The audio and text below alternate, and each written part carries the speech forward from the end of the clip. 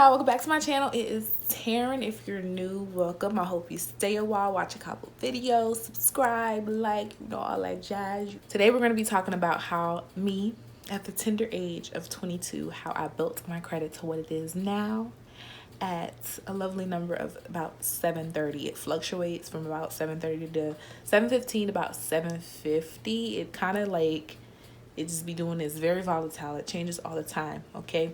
Now, I'm going to be talking about how I built my credit, okay? Keyword being built. All right, so I built my credit. I am young. I started at a base score. I did not repair my credit. I built it from nothing. It's going to be easier for you to build your credit than trying to work against the derogatory marks and repair your credit, okay? I can give you tips on how you build your credit, not how you repair your credit, because that's what my experience is in, is building my credit. So let's begin. Okay, first and foremost, let's talk about everyone's favorite topic, credit cards. So, credit cards. I got my first credit card coming straight out of high school, on my way to college, broke as ever, and I got bamboozled into signing a credit card with a variable APR of 16 to 24%. Now, what that means is that 1 month I could be charged the money I owed on the credit card plus 16% of my balance, okay? But another month, I could be charged 24% of my balance or 20% of my balance or 18% of my balance, okay? It fluctuates. Variable APR means it's gonna be different. I went to college. I was broke, of course, because what they do is target vulnerable, broke college students. I was broke and ran that credit card up to about $1,500, but didn't have any means of paying that money back, okay? So I was broke, had no job, didn't really understand the magnitude of the debt that I got myself into. It wasn't until about 2 or 3 years later and I started to really get into personal finance and I realized, oh, this is important. I need to pay this off, okay? So I got my job, got my first real for real job, and I started paying it off. Finally got the balance down. Now, what happens when you start to work on your credit is all of a sudden you start to get letters in the mail for more credit cards. It's crazy. Like, I'm getting my credit better and you just gonna send me more credit card offers so I can mess my credit card up again? Don't make much sense, but that's what they want you to do, is apply for these credit cards. Now, the more you run your credit, the more it affects your credit. You take a small hit whenever you run your credit to get approved for these credit cards. Got my first credit card under control, realized I don't have much diversification in my credit. I need to open some more accounts. So I was very selective. Like I said, I was getting all of these letters for different credit cards, but you can't just go applying for credit cards all willy-nilly. No, you have to make your credit cards work for you. You have to be selective, think about your likes and your interests, and plan accordingly. Make that plastic work for you, sweetie. Okay, so what I did, I was, like I said, I started working my first real job. I was working at a hotel. I was really interested in like going places and traveling a lot. So I got my hotel's credit card, which was the IHG Platinum credit, or yeah, something like that, platinum debit, whatever. What happens is they give you rewards points depending on the amount of money you spent, or like 2.2 times the rewards points for every dollar you spent, or something crazy like that. So I ended up getting, and I'm still accumulating points from that card, I ended up getting initially about 100,000 points for signing up, which, as far as staying at hotels, 100,000 points in your rewards account it makes a pretty good difference. You might be able to get like eight or 9 nights for free with 100,000 points. So you definitely have to be selective and make your credit cards work for you.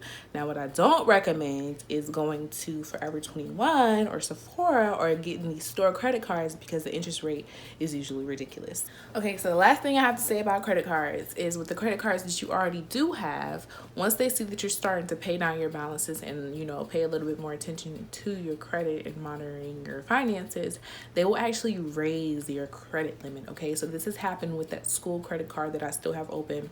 Don't close credit cards. You have to keep them open.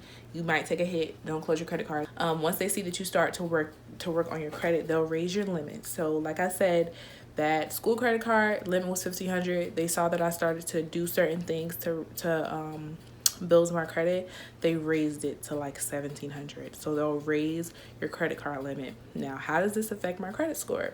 Okay, one of the major impacts of your credit score is this thing called credit utilization.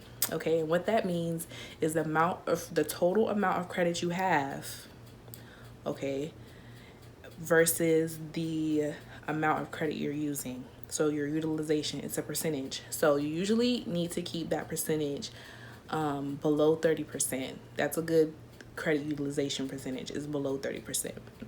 So they raise your credit limit, your balance is staying the same, but your limit is higher, which makes your utilization go lower, which means that your credit score will probably take a boost a couple points, which is what happened with me. And when I opened my IHG credit card, my credit utilization shot up like $6,000. So credit took another boost of about 30 or 40 points. So that's another major key with credit cards. Tip number 2 is collections. I did have a couple of collection marks, like derogatory marks is what they're called, against my credit, was collections.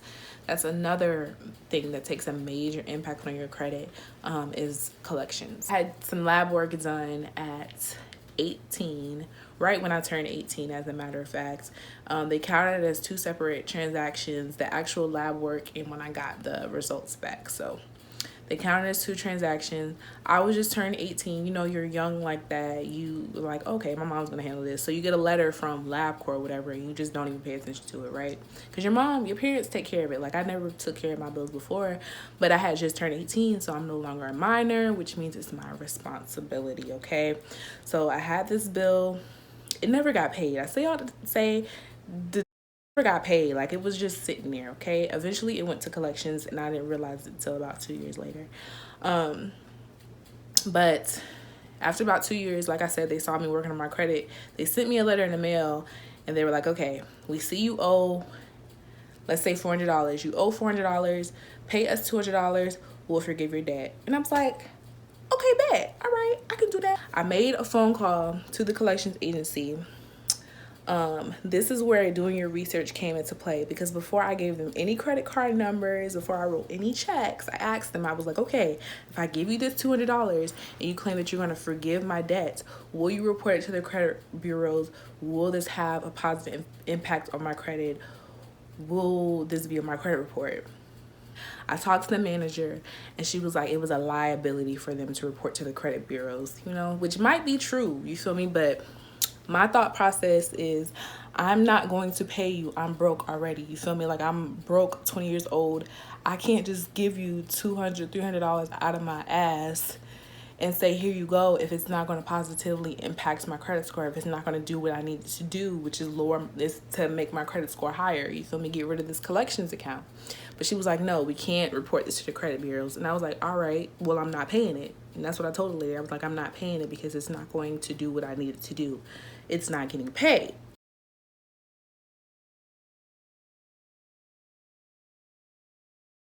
The way that I ended up getting that off of my credit report was I actually had to go to doctor's care recently, and they wouldn't see me until I paid the balance. So I paid the amount I owed to the original person I owed the debt to.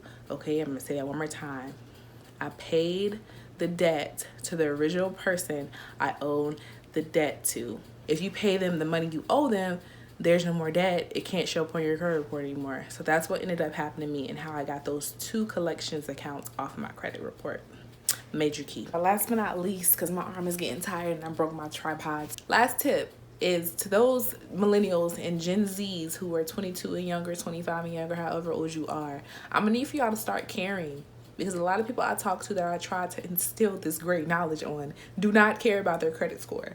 And I just don't think they understand how much weight this little number holds on you. Like, people are going to judge you from this little number for the rest of your life. Okay? 10 years from now, when y'all are trying to get that nice car from getting a promotion from work, or you're trying to get a house for your new family, you're going to need that little 3-digit number. Despite how much money you make, that people are going to judge you from that number.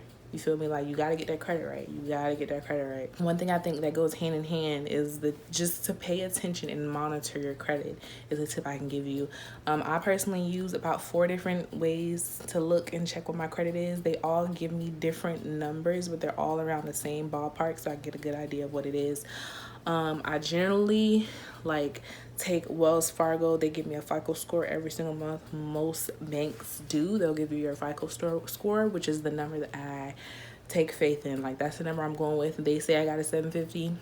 I got a 750. But I also use Credit Karma, which tells me why exactly my credit score is the way it is. It tells you about your utilization, tells you all the different accounts you have open up. They even simulate your score. So if you paid off a certain balance on your credit card, they will show you what your credit score could possibly be. So I really like Credit Karma. You can't take their word for your credit score, though, because it's kind of like a rough estimate. They get it from TransUnion and Equifax. It's not your actual credit score, but your FICO is what you really want to look at. So I do my taxes with TurboTax, but Turbo is like a separate entity in itself.